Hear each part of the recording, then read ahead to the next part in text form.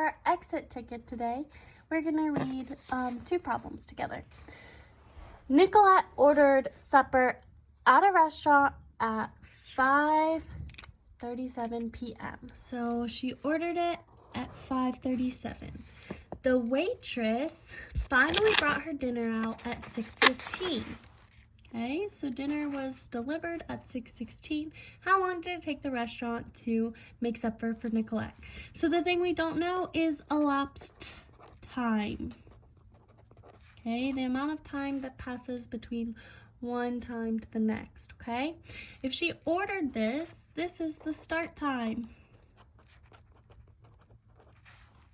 And this is the end time, or the delivery time in this case.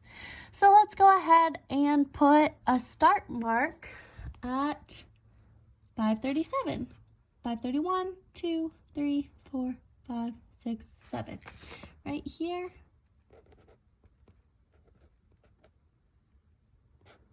Is the start time, okay? The end time is at 6:16. So 11, 12, 13, 14, 15, 16. 6:16.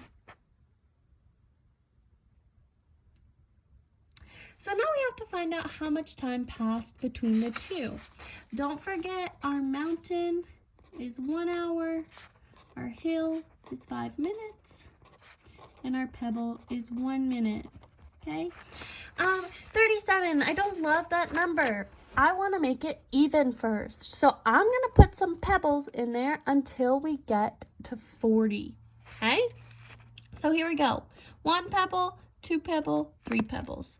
So that's 3 minutes. Now at 40, we can take 5 hills as far as we can get to 6:16. So 1, 2, 3, 4, 5, 6, 7. Oh, we're 1 off from 6:16, so we can't do a hill. We have to go back to our pebble over here and throw in 1 extra pebble.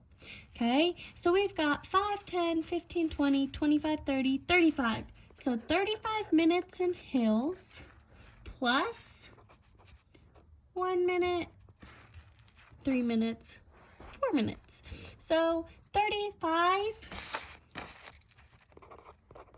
plus 4 equals 39 minutes. That's not too bad to wait for dinner.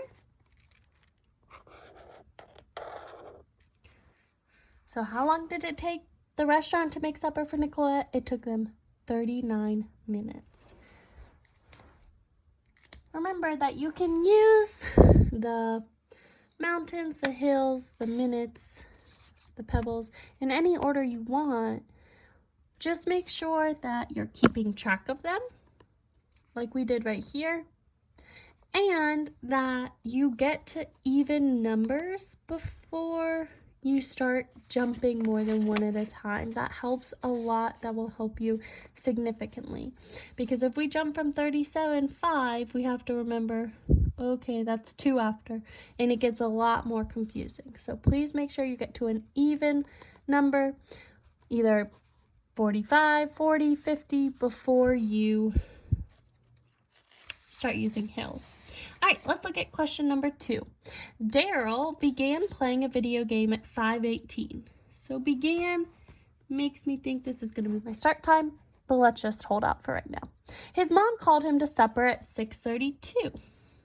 How long did Daryl play the video game for? So once again, we don't know the elapsed time. We don't know, okay? The begin time is right there at 5:18, and the end time is at 6:32. Right here, we're tracking the amount that he's playing the video game. So he played the video game from 5:18 to 6:32, and we want to know how long that was for. So we're going to go ahead and draw our start on the 5:18. 11, 12, 13, 14, 15, 16, 17, 18. So 5:18 is right there.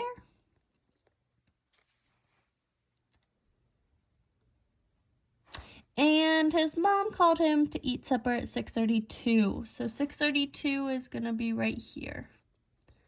2 after 6:30. So if it was me, I would not start at 5:18. I'd start at 5:20. I'd throw in some 2 pebbles right there. So that's 2 minutes.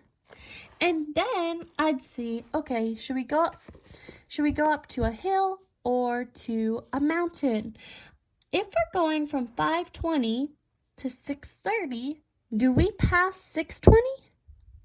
We do. And that's 1 hour after 5:20. So I'm going to go ahead and put my mountain in there. And start going down. And it's going to land at 6:20. Okay? So let's make sure we keep track that is 1 hour. So far we have 2 minutes and 1 hour. Now we're at 6:20. What should we use to get to 6:32? We can no longer use the hour. There's not enough time to do that. So we're going to go back to our hills. 1, 2, we've got 6:32 right there, but we used 2 hills, so that's 10 minutes because we used 2 5s. And then we're going to do pebbles for the last 2. So that is 2 minutes. Okay, so now we have to go back through and count up all of the things we used. So we used 2 minutes, so 2 minutes plus 2 minutes, right there and right there. We used 10 minutes, and then we used our hour.